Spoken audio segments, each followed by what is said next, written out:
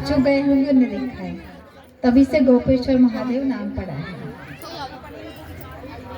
तब महाराज सब अठीने रास करे। आपको लगा ना ठाकुर जी आज तो जरूर प्रसन्न होकर आपके साथ रास रची होगी, खेले होंगे, क्योंकि आपके भाव इतने अच्छे थे, आपके भाव दिखे और आपको तो चिंता की जरूरत ही नहीं। आपने तो ठाकुर जी खुद आपके पास बैठे ही हैं, तो वहां से इतनी दूर आने में टाइम भी कितना लग रहा है।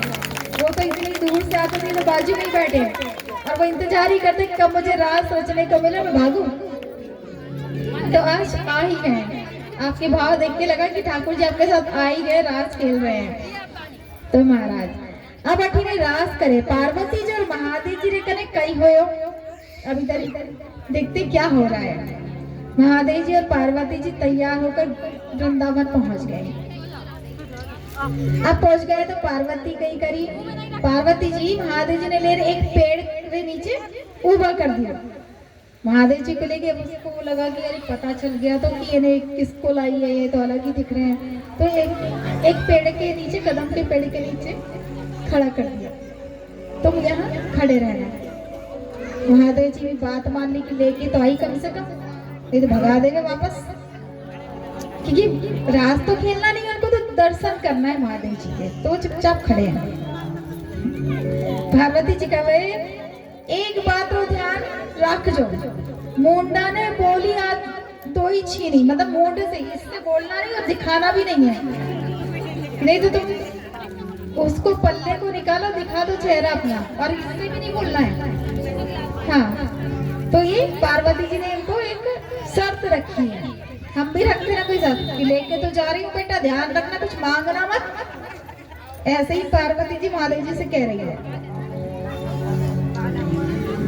छानी रख जो, छानी रख जो, ध्यान रख, जैसे उठाना नहीं है, इस बात का ध्यान रखना है, मैंने छुपा कर रखना है। कवे पार्वती जी की मुंडों ने बोली और दो ही छानी रख जो, और पार्वती जी तो गई रास में। पार्वती जी इतना बोल के महादेव जी को रास में चली गई, क्योंकि महादेव जी को रास करना नहीं है, सब देखना है। तो पार्वती जी ने कहा कि शांत कोने में खड़े रहना है, एक कोने में शांत खड़े रहना है, बोलना नहीं है। अब अठी ने रास करता ना ठाकुर जी की दृष्टि महादेव जी कने पड़ी, रास करता करता ठाकुर जी की दृष्टि महादेव जी ने ऊपर पड़ी। तो ठाकुर जी सब पता है कौन आया है, तो वो खुद ही दर्शन करने के लिए उतावले हो रहे हैं, देखने के लिए, महादेव जी से मिलने के लिए। ठाकुर जी कृपालु हैं, कृपा कांची जीव रवे वठे ठाकुर जी की दृष्टि पड़ी जावे। तो इधर ठाकुर जी की दृष्टि महादेव जी पर पड़ गई। ठाकुर जी कहे ये नवी गोपी कौन आई है, इतनी हेड़ी टेढ़ी, मतलब इतनी लंबी पूरी कहाँ से आई है।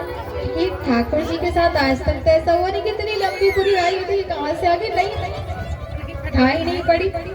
महादेव जी तो ऊंचे पूरे, उन्हें घाघरा ढंग से नहीं आ रही हो, इतने ऊंचे। अब पार्वती जी कहाँ और महादेव जी कहाँ। अब पार्वती जी से जिद करे मुझे तो तू पहना दे, गोपी बना दे। अब हमने पार्वती जी ने अपना ही लहंगा पहना दिया, अब वो इतने ऊंचे तो वो घाघरा ही नहीं आ रहे महादेव जी ने।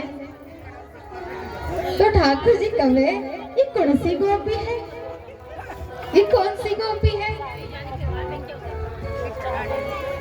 जाके बात तो करूं। ठाकुर जी कहे जाके बात तो करूं। पार्वती जी कहे प्रभु प्रभु रुको, आप कहीं नहीं जा रही हो, रोक रही, क्योंकि उसने तो छुपा के रखी है ना। अब सोचा अगर ठाकुर जी वहां पहुंच गए तो पता चल जाएगा, तो रोक रही, ठाकुर जी रुको, ठाकुर जी रुको, आप कहीं नहीं जा रहे हो, कहीं जा रहे हो आप। तब ठाकुर जी कहते हैं और गोपी नई गोपी आई है, पूरे पास जा रहे हो, पूछो तो सही कौन है, कहाँ से आई है, कीरे गांवरी है, पूछो तो सही। क्योंकि वो तो जानते हैं कि महादेव जी उनको तो पोल पट्टी खोलनी है। किस गांव की है, कौन है, क्या नाम है, कठे से आई है, सब पूछो तो सही। पार्वती जी कहे ये हमारे साथ ही आई है, अब बताना तो पड़ेगा ताकि रुक जाए ठाकुर जी। किंतु ठाकुर जी भी रुकने वाले नहीं है, वो भी रुकने वाले नहीं है। कहते ना शेर पे सवा शेर। अरे थारे साथ आई है तो रास में लाओ, नहीं रास में लाओ।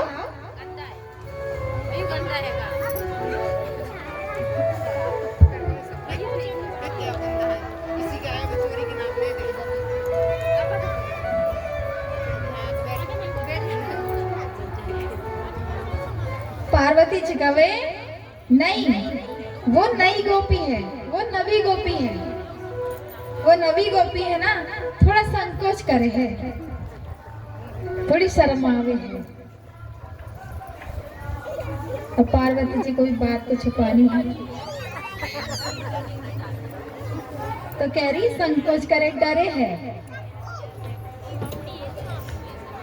आज रात देखी, कल सुबह निकल जाएगी, ऐसा कह रही।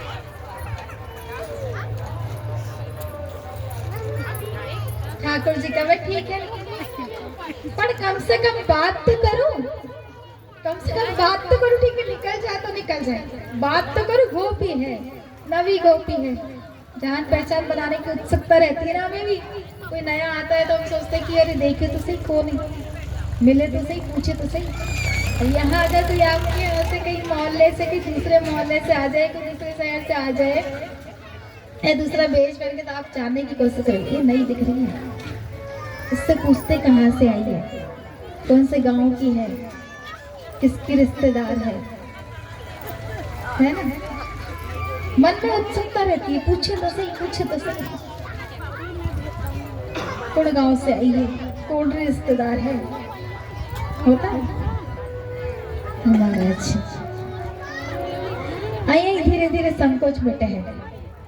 ठाकुर जी कह रहे हैं मैं जाऊंगा तब तो संकोच मिटेगा, आइए धीरे धीरे संकोच मिटे है। अब पार्वती जी विचार करे कि ज्यादा रोकू तो शक हो जावे कि कोई ना कोई बात तो जरूर है। हम भी डरते हैं ना कि अगर जैसे हमारे पति कुछ पूछते हैं कि क्या बात है, क्या हुआ, तो बताना तो पड़ेगा, क्योंकि ज्यादा अगर हुआ तो फिर तो ऐसे ही। तो पार्वती जी डर रही है तो बताना तो पड़ेगा, मान ही नहीं रहे। ठाकुर जी जावे, ठाकुर जी गए इधर, पीछे से पार्वती जी का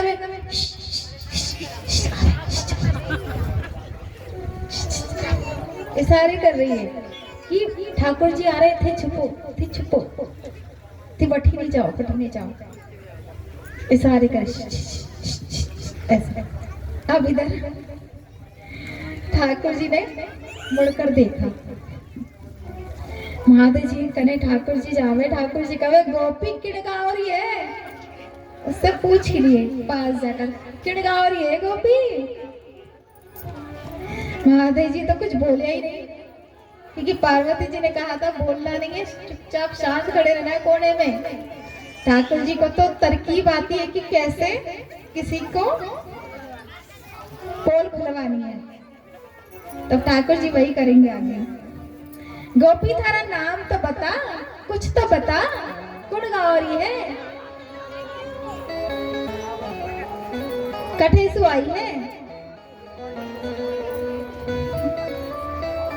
कुछ तो बोल, बोल तो सही।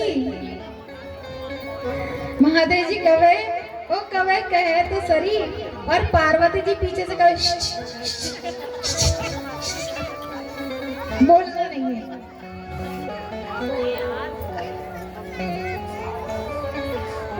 अब ठाकुर जी की दृष्टि पार्वती जी पड़ गई, महादेव जी ने पग माथे पड़ गई।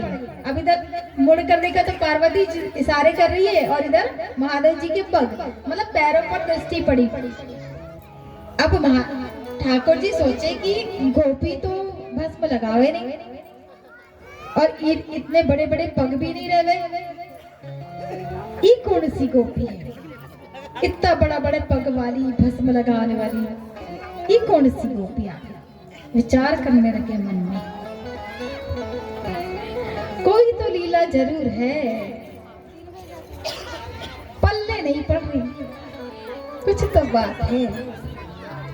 इतना में महादेव जी ने घाघरा से एक नाग महाराज निकल पड़े।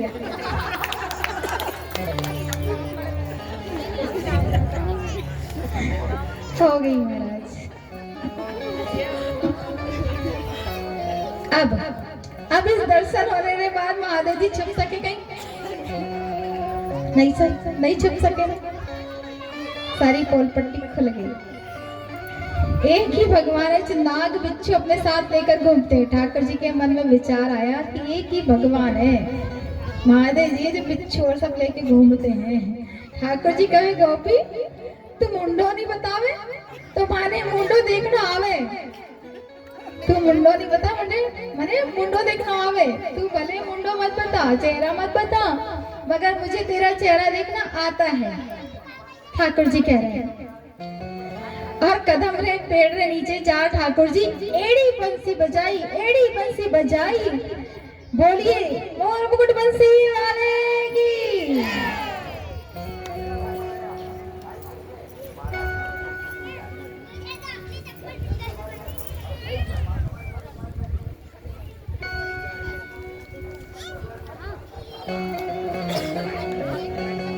एड़ी बंसी बजाई कि महादेव जी ने तो चेहरा दिखाना ही पड़ा।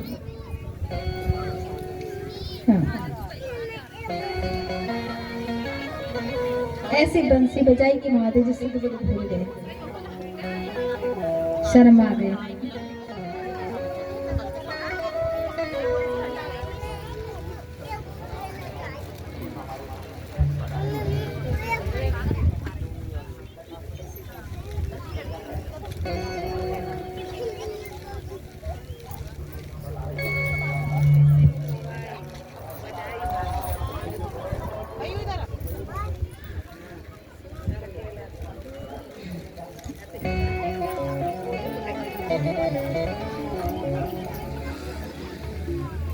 तो महाराज अब महादेव जी कहे कि नसे इन्हें सबसे थाने कहीं सीख मिली, इन सबसे थाने कहीं सीख मिली। अब जैसा मैंने बताया कि हम सिर्फ यहाँ कहानियां बताने नहीं आते हैं, कहा ना कि छुपता नहीं है। जैसे अब छुपा नहीं, महादेव जी गए तो मगर छुपा नहीं ना। तो महादेव जी कह रहे हैं कि तुम्हें क्या सीख मिली है। ऐसे जिसे कह रहे हैं कि तुमने जिद करी थी कि नहीं चलना है चलना है, तो वो महादेव जी तो लेकर चले गए। अब कहानी का सार हमें समझना आवश्यक है। जैसे हमने बताया कि क्यों ठाकुर जी ने तो अपनी बात मनवा ली कि मैं तो पूछे बगैर रहूं नहीं, चेहरा देखे बगैर रहूं नहीं, चाहे कुछ भी करना पड़े। तो बंसी बजा दी, एड़ी बंसी बजाई।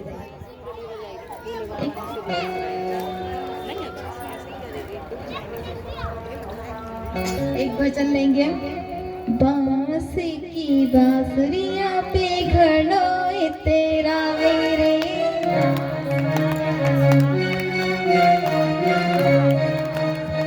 ठाकुर जी बजा रहे बंसी, ऐसी बंसी बजाई।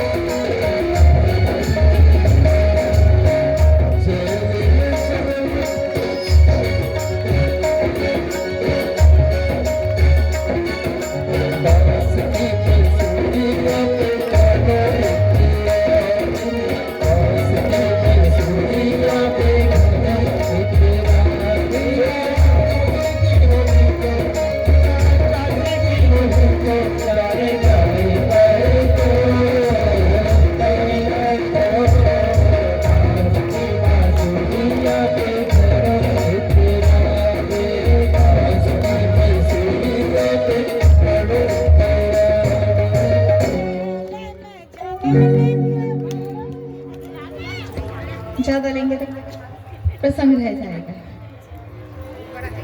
तो ऐसे बंसी बजाई ठाकुर जी ने कि महादेव जी दर्शन कर लिए। अब कह रहे हैं क्या सीख मिली इससे? इन सबसे थाने क्या ही सीख मिली है? हम भी पूछेंगे कहानी सुनकर, कथा सुनकर आपको क्या सीख मिली। आप यहाँ से जब भी जाएं तो कुछ सीख लेकर जाएं। महादेव जी ने भी एक सीख दी है, नरसिंह जी को एक सीख दी है। हर कहानी के पीछे एक सार है, एक सीख है। इन सबसे आ सीख मिली कि गोपी घाघरा ओढ़नी रो नाम नहीं है। ध्यान से सुनिएगा। हम क्या सोचते हैं कि घाघरा ओढ़नी पहन ली और हम गोपी बन गए। तो गोपी घाघरा ओढ़नी रो नाम नहीं है महाराज। घाघरा ओढ़नी तो कोई भी पहन लेगा, कल हम भी पहनेंगे और हम तो रोज ही पहनते हैं। घाघरा ओढ़नी तो सभी पहनते हैं।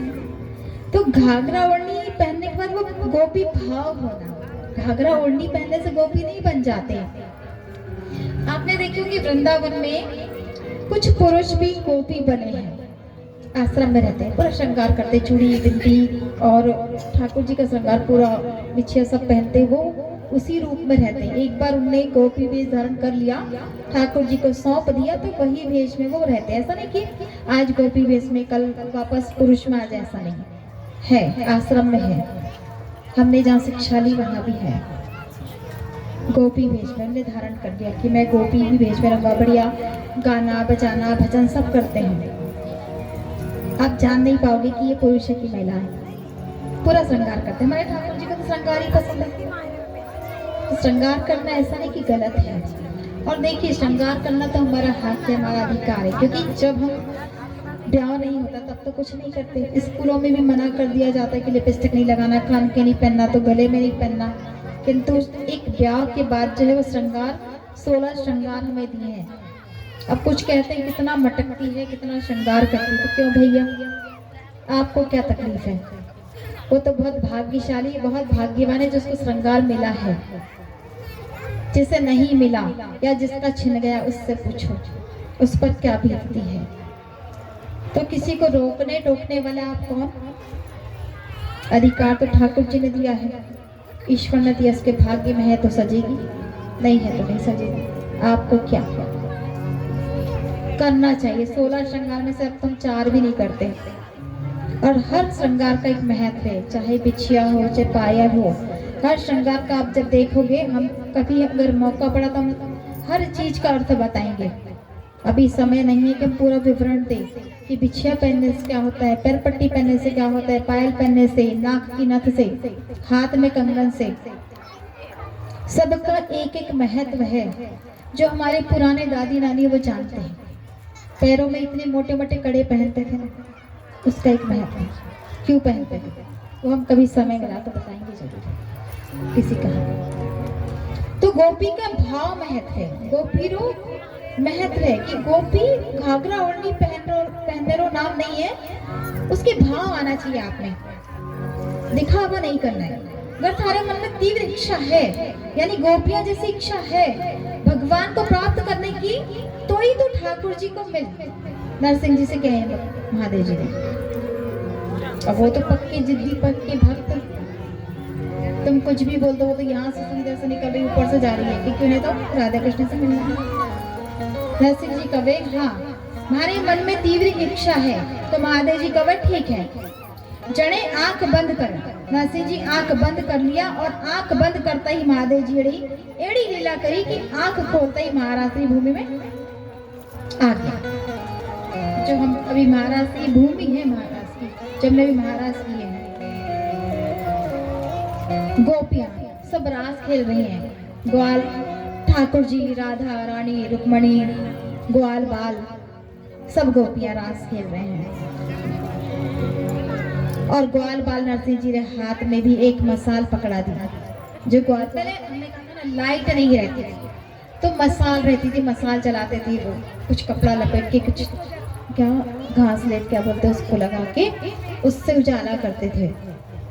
तब नरसिंह जी के हाथ में भी ग्वाल बाल ने एक मसाल पकड़ा दी।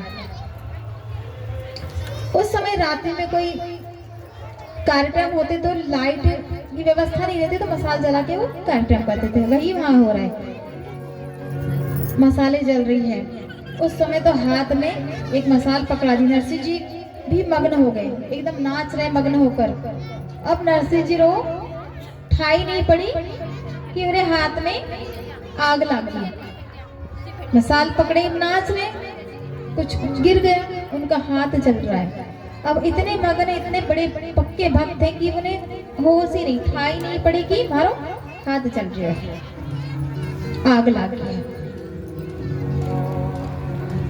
इतना मगन हो गया भगवान ने, देख कर नृत्य की करी कि होश उड़ गए। बस ठाकुर जी रो चेहरा ही दिखे और कुछ नहीं। उनके मन में एक आस कि बस ठाकुर जी का चेहरा मुझे दिख जाए और मुझे कुछ नहीं चाहिए, एक आस मन में। चेहरा देखने में इतना मगन हो गया नरसिंह जी। नरसिंह जी ने कोई खबर नहीं पड़ी, पर राधा जी की नजर नरसिंह जी पर पड़ गई। राधा जी की जो नजर थी वो नरसिंह जी पर पड़ गई। तब कहे, ओ प्रभु थारे भक्तारो हाथ जल रहे हो, आग लगी हाथ में, हाथ जले नरसिंह जी का। अब जिन भक्त रे ऊपर राधा रानी की कृपा हो जावे, फिर तो ठाकुर जी ने उन्हें अपनाना ही पड़े। आपने देखे होंगे यहाँ फोटो भी है सर, तो ऐसे हाथ है ना, तो वो क्यों है, राधे रानी के हाथ ऐसे क्यों है कि वो इशारा कर रहे हैं कि अपने भक्त की तरफ देखो। और एक और आपने ध्यान दिए होंगे कि जो फोटो एक है उसमें राधे कृष्ण जी जो है तो पूरा कहीं चूड़ी दिख रही है, कहीं बिंदी, कहीं लंबे बाल, तो ये राधे और कृष्ण के दोनों एक है, तो वो दोनों का श्रृंगार उसमें है। एक बार राधा जी ने पूछ लिया कि ठाकुर जी आप मुझसे प्रेम तो करते हो किंतु विवाह क्यों नहीं करना चाहते हो? तब ठाकुर जी ने क्या उत्तर दिया कि देवी विवाह करने के लिए तो दो होना पड़ता है अलग अलग, हम तो दोनों एक हैं, तो फिर विवाह कैसे, हम तो दोनों एक हैं। ये उत्तर मिला। इसीलिए आप फोटो देखोगे ध्यान से, आपको दोनों श्रृंगार दिखेंगे, पायल दिखेगी राधे जी की, बांसुरी है कन्हैया की, आप ध्यान दीजिए। तब नरसिंह जी महादेव जी कने इशारों करे, आ लायो मारे। ठाकुर जी कहे यहाँ तो जिंदा लोग आते ही नहीं है, ये कैसे आ गया? तब नरसिंह जी महादेव जी कने इशारा करे, आ लायो मारे, फंसा दिए महादेव जी को, आ लायो मारे। इससे पूछो, ठाकुर जी कहे बाबा जी तने ठा नहीं, तुझे पता नहीं है कि जिंदा मनुष्य अठिने कोनी आ सके, फिर तू की कर ले आयो, तूने फिर क्यों लेके आया जब तुझे पता है कि यहाँ जिंदा मनुष्य नहीं आता, तो तू इनको क्यों लेकर आया, तुझे पता नहीं था? महादेव जी कहे कि आ हमारी तपस्या करी, इसने मेरी तपस्या करी, आ मैंने प्रसन्न करियो, इसने मुझे प्रसन्न किया। और बोलिया कि मोको और कछु नहीं चाहिए, माने श्री कृष्ण श्री राधा कृष्ण मिलाइए, मुझे कुछ और नहीं चाहिए, सिर्फ राधा कृष्ण से मिला दो। पक्का भक्त है। अब भक्त ने भगवान से नहीं मिलाओ तो ये तो गलत है, इंसाफ नहीं। तो महादेव जी ने गलत किया नहीं, भक्त को भगवान से मिलाया है, नहीं मिलाते तो गलत होता, इंसाफ नहीं होता उसके साथ। अब महादेव जी कहे अब थे जानो थारा भगत जाने, मैं तो जाऊं, अब थे जानो थारा भगत जाने, मैं तो जाऊं। महादेव जी तो गया। अब अठने नरसिंह जी और सब बहुत देर तक रास करता रहा। रास खत्म होने के बाद ठाकुर जी कहे नरसिंह जी अब तो थाने जानो पड़ी, नरसिंह जी को तो लालच, रास देखने को मिला, क्यों जाऊं। तब ठाकुर जी कहते अब तो थाने जानो पड़ी, अब तारो काम हो गया। नरसिंह जी कहते प्रभु थारे पास आने के बाद भी कोई जाया करे, तुम्हारे हमने तो सुना है बचपन में कि भगवान के पास एक बार कोई गया तो वापस आता ही नहीं है, तो मैं क्यों जाऊं, थे माने कायरे भेज रहे हो। नरसिंह जी कह रहे हैं क्योंकि बचपन से सुनते आ रहे हैं ना कि एक बार कोई खत्म हो गया, ऊपर गया तो वापस नहीं आता, तो मैं कैसे मान लूं वापस कभी नहीं आते। तो नरसिंह जी ने कहा कि हमने भी यही सुना है कि आपके पास आने के बाद वापस नीचे कोई नहीं जाता है। ठाकुर जी कहे नहीं, मैं ये नियम को तोड़ू, मैं ये नियम को तोड़ू, कौन ही समझे, अभी तू समझ, मैं नियम तो नहीं तोड़ा मगर तू समझ, नियम कौन ही तोड़ू, तू समझ कि अभी तेरी जवाबदारी नीचे है, अभी तो तुझे जाना पड़ेगा। हम कह सकते कि अभी तुम्हारी उम्र नहीं हुई है, ऐसा बोल सकते। कभी एक और ये पहले बहुत सी घटनाएं से सत्य घटनाएं हैं, उस पर आधारित कहानियां उपन्यास भी है कि एक बार एक पुरुष या महिला खत्म हो गई। अब वो जब ऊपर गई तो भगवान ने कहा ये सब रो क्यों रहे, तो क्या तकलीफ है क्या इनको, तो बोले मैं अचानक से आगे, उनको पता ही नहीं चला। तो बोले अच्छा, उनको बोल क्या कि मैं बहुत खुश हूँ, बहुत सुखी हूँ, मुझे कोई तकलीफ नहीं है, आप रोना नहीं। और उसके हाथ में सच में लोहे के चने आए थे क्योंकि वो ऊपर जाके आई थी, उसको सिर्फ उतना बताने क्योंकि उसके समय नहीं हुआ था, उतना बताने के लिए भी उसको वापस आना पड़ा। ऐसे ही हमें अगर कुछ रह जाता ना हमारे मन में इच्छा, कभी भी अगर आप आखिरी सांस ले रहे हो, कोई भी हो या आपके सामने कोई ले रहा है, उसको बोलो सिर्फ नाम जप कर, नाम जप, ये मत इच्छा रख मेरे पोते से मिल लेती तो अच्छा रहता, मेरी बहू से मिल लेती तो अच्छा रहता, अरे मेरी बेटी नहीं आई, ये मन में इच्छा मत रखो महाराज। अगर आप ये मन में इच्छा रखोगे तो आपको वापस उतरने के लिए आना पड़ेगा, वापस आना पड़ेगा आपको यहाँ उतरने टाइम के लिए। तो इच्छा अगर रखेंगे तो प्रभु को पाने की, प्रभु मुझे मिल जाए, ठाकुर जी मुझे मिल जाए, ये इच्छा। तब कुछ कर्म धरती पर बाकी है बोले आपका, तो आपको जाना पड़ेगा। और ठाकुर जी ने नरसिंह जी को प्रसाद दिया। सबसे पहले नरसिंह जी को क्या दिया ठाकुर जी ने, एक टोपी पहनाई। ध्यान से सुनिएगा, नरसिंह जी को ठाकुर जी ने क्या प्रसाद दिया। सबसे पहले टोपी पहनाई ठाकुर जी को, कहे नरसिंह अब मैं थाने टोपी पहना दूं, अब धरती पर जा क्यों और ने तू टोपी मत पहना जा, मतलब मैंने तो तुझे टोपी पहना दी, तू किसी और को टोपी मत पहनाना धरती पर जाकर। ये ठाकुर जी बोल के पहना रहे हैं। टोपी पहना तो मतलब हो गई सामने वाले ने ठग लिया। अब नरसिंह जी ठगी ली तो कह रहे थे मुझे तो ठग लिया, किसी और को मत ठगना, कि जा ही नहीं रहे थे। तो उनको जैसे तैसे ठाकुर जी ने प्रसाद देकर भेजा है। मान लीजिए आप किसी दुकान पर जाते हैं, कोई चीज लाते हैं और आपके आसपास कोई रहता, वो बोलता है ये चीज कितने की लाई, वो आप बोलोगे इतने की, अरे वहां तो इतने की मिल रही है, तो आपके मुंह से क्या निकलेगा, अरे उसने ठग लिया। ऐसे ही ठाकुर जी नरसिंह जी एक दूसरे को ठग लिए हैं। तब ठाकुर जी कह किसी और को मत ठगना भैया, तो आपको पता चलता आप भी ऐसे ही करते हो। टोपी पहना दी इसका मतलब आपको उसने ठग लिया। तो ठाकुर जी कहे मैं थाने ठग लियो, पर तू क्यों और ने ठगियो मत। हाथ में करताल भी दी, प्रसाद है, एक टोपी दी और हाथ में करताल दी, जो बजाते हैं करताल, आप भजन मंडली आपको पता होगा करताल, करताल दी। तुलसीरी माला दी, हम जो पहनते हैं ना ये एक तुलसीरी माला दी है, और घुंघरू बांधा और केदार राग दियो। इतनी चीज ठाकुर जी ने नरसिंह जी को दी और धरती पर भेजा। सबसे अच्छा आशीर्वाद भगवान ने नरसिंह जी को दिया है। ठाकुर जी कहे कि नरसिंह तू जब भी केदार राग गावे लो, मैं चाहे कोई भी काम करूं, कहीं भी रहूं, मैं तुरंत तुम्हारे पास आऊंगा। केदार राग ऐसा है कि जहां भी गाएगा तो मैं आऊंगा, ऐसा आशीर्वाद दिया है। सब प्रसाद लेकर नरसिंह जी धरती पर आ गए।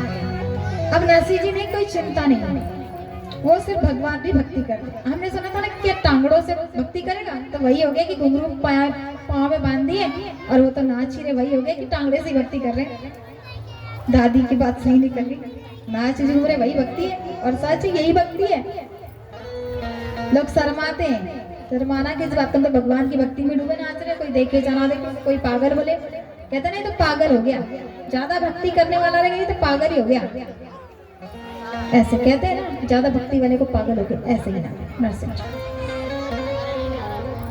अब सिर्फ भगवान की भक्ति करे, भोजन मिल गया तो ठीक है, नहीं मिल गया तो ठीक, कोई चिंता नहीं, खुद की चिंता ही भूल गए, पूरी चिंता तो भगवान करें।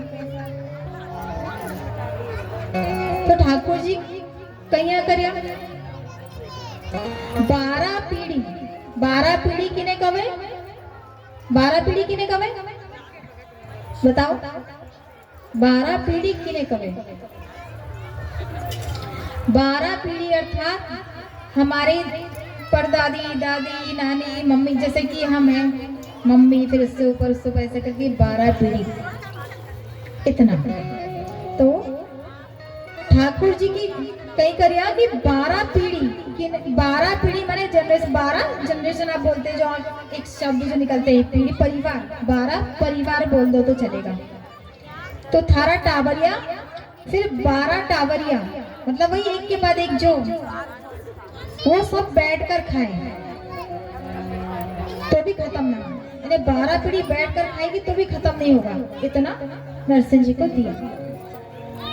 किंतु उनको तो आवश्यकता ही नहीं, इतो अन्न इतो धन नरसिंह जी ने दिया, और मोटी हवेली, बड़ो चौक, इतना बड़ो चौक, सब कुछ नरसिंह जी ने दिया, वह नरसिंह जी ने कौन समझी, इतना दिया।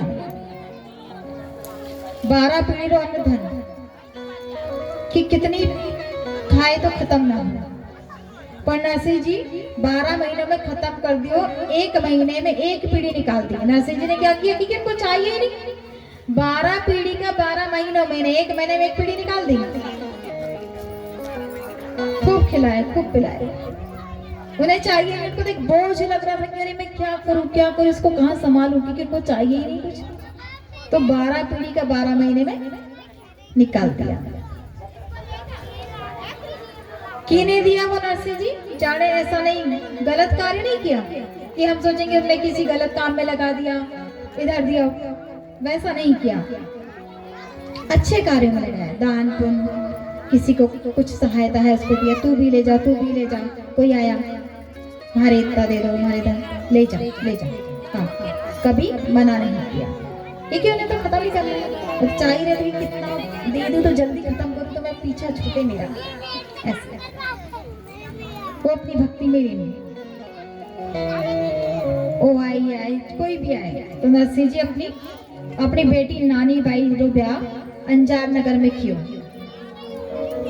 दोबड़ एकदम धूमधाम से, सामने वालों परिवार भी मोटो में लिया, मोटो मतलब, मोटो माने क्या, सामने वाला परिवार मोटो में लिया, नानी भाई, मोटो मतलब पीसा वाला, जिसके पास ज्यादा पैसा है, पीसा वाला मिल गया। ये तो कोई पीसा वाला था या पीसा वाला मिल गया, पता नहीं, पैसे के पास पैसा आता, पैसा को देखकर पैसा आता, ये सही है, तो पीसा वाला था। नरसिंह जी रो एक बेटी भी थी, पर वो छोटी उम्र में भगवान के घर बेटो था, छोटी उम्र में भगवान के घर चला गया।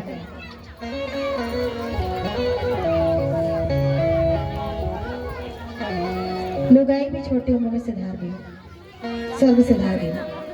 नरसिंह जी रो दूसरो ब्याह हो गया, पर वह दूसरी लुगाई थी जो एकदम भौजाई छाप थी। नरसिंह जी की पत्नी छोटेपन में खत्म हो गई, तो फिर दूसरा ब्याह हुआ, तो वो कैसी थी, बिल्कुल भौजाई छाप, जैसी वो तेज ऐसी मिल गई, एड़ी खरी के बम फट गए, ऐसी बोले। अब अठी ने नानी बाई रो ब्याह करन बाद नरसिंह जी कभी नानी बाई रो देखे को नहीं, कभी पलट के देखा ही नहीं ब्याह के दो। वो ऐसी भक्ति में लिए कि अपनी नानी बाई रो भूल गयो कि मैं अपन छोरी के पास जाऊं, कैसी है, क्या कर रही है, उसकी तबीयत कैसी है, मेरी बेटी भी है, सब भूल गया भक्ति में लिए। दोरी सोरी है, कैया है, सुखी है कि दुखी है, सब। और अठी में नानी बाई री बेटी हुई गई, उन बेटी रो ब्याह भी निपट गए। इतने वर्ष गुजर गए कि उसकी बेटी का भी ब्याह हो गया। इतने वर्ष बीत गए मगर नरसिंह जी को खबर नहीं, नरसिंह जी ने कोई खबर नहीं ली। अब नानी बाई रो जो ससुर था, जिरो नाम श्रीरंग था, बड़ा व्यक्ति, धनवान व्यक्ति, पीसा वाला, तो खूब भारी उत्सव कराया। धनवान व्यक्ति उत्सव को मौका चाहिए, होता है ना, बिना किसी बात के। पैसा वाला है तो बच्चा हुआ तो, या नाम रखना है तो, या सगाई हुई तो, या कोई आई क्या देखने तो, बहुत बड़े बड़े उत्सव। क्योंकि पीसा है आपके पास, पीसा वाला व्यक्ति को काम है, गरीब का ही नहीं करे खर्चा, ऐसा खर्चा कर रहे हैं। तो उत्सव किस बात का मना रहे हैं कि रिश्ता पक्का हो गया, इसका इतना बड़ा उत्सव मना रहे हैं कि जैसे शादी ब्याह हो रहे हैं, ऐसा उत्सव। एक पीसा है तो भाई, लड़के लड़की ने हाँ कर दी तो उत्सव,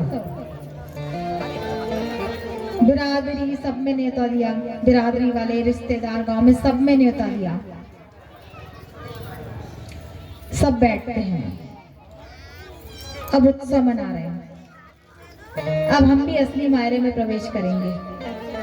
कल तो और धूमधाम होगी क्योंकि कल मायरा आएगा बड़े धूमधाम से बैंड बाजे के साथ। नरसिंह जी की डोकरी नानी बाई नाम, ब्याई सी रंग के घरा, नगर अंजार सुग्राम। ध्यान दीजिएगा, सुग्राम। नरसिंह जी की डोकरी नाम नानी बाई, श्रीरंग जी के यहाँ बिहाई। सुता के लगन को श्रीरंग कियो उछाल, न्योती सकल बिरादरी, नागर कुल को भार। माघ कृष्ण प्रभु सप्तमी, कुमकुम पत्र लिखवाए, भाई बंद भेला हुआ, जाजम दई बिछाए। जाजम मतलब भाई बहन सब इकट्ठा हो गए, होते ना हमारे यहाँ, और जाजम दई बिछाए। जैसे ये आप जाजम पे बैठे, जाजम तरिए ने जाजम, ये बिछा दे, सब भाई बहन भेला हुआ इकट्ठा हो बैठ गए। प्रथम लिखो गणेश को, पुनी जूना गण जा। पहले गणेश जी को पत्र देते ना, हम भी ब्याह करते तो पहले गणेश जी के यहाँ पत्रिका रखते हैं, ऐसे ही वहां भी हो रहा है, पहले गणेश जी को फिर जूनागढ़। ता पीछे सब चान में, अरु सब चान पिछाड़। उसके बाद सारे पीछे, पहले गणेश जी फिर समधी, उसके बाद सब बाद में पीछे। पंच लिखा बहुपत्रिका, गवने निज निज धाम। पंच लोगों ने पत्रिका लिखी है, पंच लोग बैठ के पत्रिका लिखी है, फिर निज निज गांव, जैसे जो पास पास के गांव है वहां भेज दिए। देर लगेगा सिद्ध को, ले ले सबको नाम। सबको दे रहे नाम कि ये है पत्रिका, इनको देना है। नरसिंह जी को पत्रिका, विप्र कोकलिया हाथ। एक कोकलिया होता था, जोशी जी, उसका नाम कोकलिया था, उसके हाथ से भेजे। जूनागढ़ अति बेगते, लेकर आछो सा। वहाँ जोशी जी होते थे उस समय, तो जोशी जी को भेज रहे पत्रिका लेकर उनके यहाँ। तो महाराज कुमकुम पत्रिका, अब तालियां बजाए जोरदार क्योंकि कुमकुम पत्रिका लिखा रही है मायरे के लिए। मायरा आएगा तो आपको खुश होना चाहिए। तब अब कुमकुम पत्रिका लिखे तो सबसे पहले गणेश जी को दी पहली पत्रिका, फिर उसके बाद कवि सबसे घड़ो मोटो कौन है अठे, कौन है अठे, घड़ो मोटो मतलब सबसे बड़ा आदमी पीछा वाला नहीं, पीछा वाला आदमी नहीं, सबसे मोटा उम्र में कौन है? तब वहां जब जो सब बैठे थे उसमें से एक पुरुष कहता है कि सबसे बड़ा तो नरसिंह जी है। तब सबसे करीबी रिश्तेदार तो नरसिंह जी हैं। आज एक बेटी की शादी करते हैं तो शादी करने के बाद कहते हैं आज से वो तुम्हारा घर है। हम भी कहते हैं तुम्हारा घर है, अब से तुम्हारा घर है, ऐसा कहते हैं कि अब से वो तुम्हारा घर है। हर कोई कहता है अब से पहला घर तुम्हारा वो है, दूसरा ये है। कहना चाहिए अब से दोनों घर तुम्हारे हैं, ये तुम्हारा वो तुम्हारा क्यों? ये कहना चाहिए कि बेटा दोनों घर तुम्हारे हैं। मन में विचार आ जाता है। और बेटियां इतनी शक्तिशाली होती, इतनी शक्ति होती ना बेटियों में कि वो अपना घर मान ही लेती है। कुछ पुरुष भी बैठे हैं यहाँ, बेटियां जहाँ हम जैसे ढालेंगे ढल जाती है और अपना घर मान लेती है। जैसे कभी मायके आती है, जोरदार तालियां बजा दीजिए महिलाओं के लिए, हमारी बेटियों के लिए, कि बेटियां जब भी आज ब्याह हुआ कल उसे आना है, तब जब वापस निकलती तो क्या कहती है? अच्छा माँ मैं चलती हूँ मेरे घर, कहती है ना। किंतु जवाई कभी नहीं कहता है अच्छा मैं चलता हूँ मेरे घर। कहते हैं कि जवाई कभी ससुराल को अपना घर नहीं मानते, किंतु महिलाएं ससुराल को अपना घर मानती है, उसे चलाती है।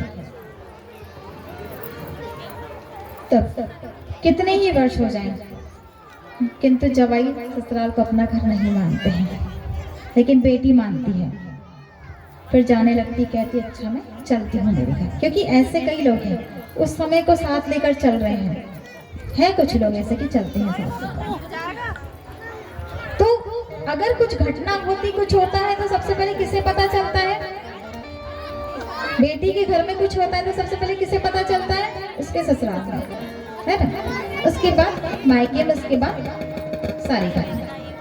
तो ससुराल वालों को ही पहले पता चलेगी, माँ को तो फोन पे बता देंगे कि ऐसा ऐसा हुआ है, जाना भी नहीं पड़ेगा, फोन पे सब खबर मिल जाएगी। तो पहली खबर ससुराल वालों को, लेकिन उसके ठीक बाद पीहर वालों को होती है। तो सबसे पहले पत्रिका नरसिंह जी को जाती है। अब उस समय बुजुर्गों की बात नहीं टालते थे, बात नहीं भी अच्छी लग रही है तब भी कि अगर बुजुर्ग ने कहा तो हमको मानना है। एक बुजुर्ग ने कहा कि सबसे पहली पत्रिका नरसिंह जी को जानी है, तो वहां सबने हाँ कर दी, टालते नहीं थे बुजुर्गों की बात। कुछ भी कह दे आपको चुप बैठना है। अब वो सब नहीं होता तो ये कहकर उन्हें चुप करा देते। पहले बात भी अच्छी नहीं लगी तो क्या कहते थे? आपको पता नहीं है, आपको पता नहीं है, आपको नहीं समझते। किंतु बुजुर्गों को बात माननी चाहिए, वो मानते हैं। तो वहां बुजुर्गों की बात मानी गई। लेकिन श्रीरंग जी किसी के मन में नहीं है कि श्रीरंग जी पत्रिका भेजने, मतलब किसी के मन में नहीं कि श्रीरंग जी को पत्रिका, श्रीरंग जी के मन में नहीं कि नरसिंह जी को पत्रिका भेजनी, किसी के भी मन में नहीं है। क्योंकि उनको ये है कि नरसिंह जी तो गरीब आदमी, ये नहीं पता कि नरसिंह जी के पास कितना था, ये कितना है, तो वो तो गरीब आदमी, तो उनको बुलाना नहीं चाह रहे कि उसके पास कुछ नहीं, आगे करेगा क्या देगा। तो इस कारण से कोई नहीं चाह रहा है कि नरसिंह जी यहाँ पर आए। अब नानी भाई ने ससुराल में सासुराल जेठ जेठानी सब है, सब बैठ गए पंचायती करने की, इतना तलाव, इतना मेरी दादी सासू मिंदर आई। अब ये फेरी लगा गई, भीनड़ी काई हुई हो, अरे रुक तो सही, सुन तो सही, बोल तो सही, काई हो गए थारे, काई चक्कर मार रही हो, बोल तो सही, अरे बेंदड़ी सुन तो, बेंदड़ी सुन तो, बेंदड़ी सुन तो, बेंदड़ी सुने को नहीं।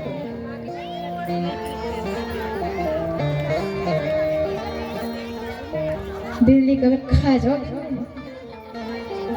बेंदड़ी खा जाओ, बेंदड़ी।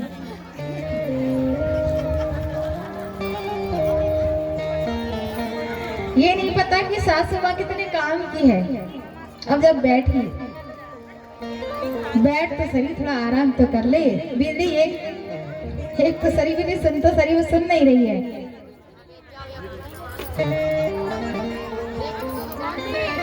कभी कभी बिल्ली की तारीफ करना चाहिए। भले हो ना वैसे कर लेना चाहिए कि मेरी बीवी तो एड़ी है, मेरी बीवी तो एड़ी है। रोज सुबह 5 बजे उठे, मंदिर में जावे, हमारे पग पड़े। करना चाहिए कभी कोई सासू माँ नहीं, बहू की तारीफ करनी चाहिए। बहुत अच्छी एड़ी है हमारी बहू तो, इतना सारो काम करे, सुबह उठ के झाड़ू काढ़े, मंदिर जावे, मैंने गरम गरम फलका देवे, भले ना दे। अब बोल के तो देखो, तारीफ तो करके देखो कि देखो महाराज दूसरे दिन से गरम गरम फलका खाने देवे, हो करके तो देखो एक बार। दूसरे दिन से घड़ी पगे दावे, ऊनी रोटी देवे, गरम गरम फलका लावे। सासू माँ करके देखिए। तो सासू कवे बिल्ली सुन तो बता तो सही क्या हुआ। चिल्ला में डोकरी के वक्त अब जब बता दी कि ऐसा ऐसा है कि तो तुमको पत्रिका लिखी है और ऐसा सब लाया, तो बस इतनी सी बात। अरे घनी सोच करी रे भाई। अरे नारायण नारायण नारायण तो नानी बैरो देवर। अब बैरो देवर और कवे नारायण जल्दी से कागज कलम ला, कागज कलम ला और लिख। बोले अभी कागज में इतना मारो लिख, इतना मारो लिख, इतना मारो लिख कि नरसिंह जी 7 पीढ़ी नहीं दे सके। और अंत में विशेष व नोट लिखते कि ऊ में लिख दिया इतना मारो होसी जब आज आई जो, वरना वठी ने झिंझा बजाई है। अगर इतना मायना हो तो ही आना, वरना मत आना। लिख दिया क्योंकि बुलाना ही पता है इसको सामर्थ्य नहीं। अगर इतना मायरा हो तो ही आना, वरना करताल बजाना। यहाँ आने की कोई जरूरत नहीं है, साफ साफ लिख दिया। अब महाराज वह सासू को दादी सासुरा पग में पड़ी, दादी सासू उसके पग में पड़ गई। क्यों नहीं? अब नरसिंह जी को बुलाना है नहीं, नानी बहने की पता है मेरे पिता की स्थिति कैसी है वो जानती थी, करके वो परेशान थी। दादी सासू से कह दी, उनने हल निकाल दी। तो बोले वाह, सासू ने पगे पड़ी, पैर में गिर गई थी। घना होशियार हो सासू। तभी तो मैं कहूँ कि अठी ने बैठ, मारे पास बैठ, अरे बिल्ली आ तो सही, बता तो सही, सुन तो सही। तो सुने कौन? इतना मायरा नरसिंह जी नहीं भर सकते थे। ओ कवे डोकरी कवे जड़ी में कवे मारे कड़े बैठे तो सही, बताओ तू मेरे पास बैठे तो मैं बताऊं तुझे? तू तो सुनती नहीं है, बैठती। आखिर आई ना मुझसे बात करने की बारी, विचार सलाह लेने की बारी आई ना, तो पहले ही बैठ जाती, तब तक आने परेशान होती। हम भी नहीं बैठते हैं सासू माँ के पास। एक बार की बात है, बताऊं, डोकरी महादेव जी ने तपस्या करती, महादेव जी ने प्रसन्न करती। एक थोड़ा सा मारवाड़ी में लेते हैं।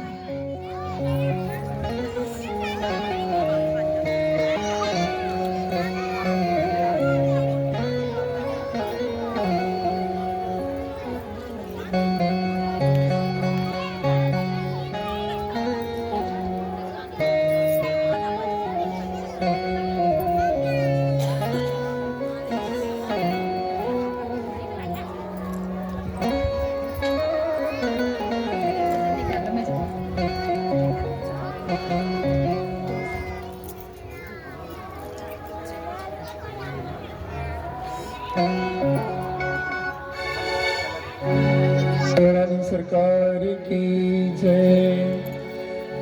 एक बार भाव से जयकारा लगाइए, बोलिए वृंदावन बिहारी लाल की। भाव से सभी लोग गाएंगे। करके इशारा बुलाए गए रे, करके इशारा बुलाए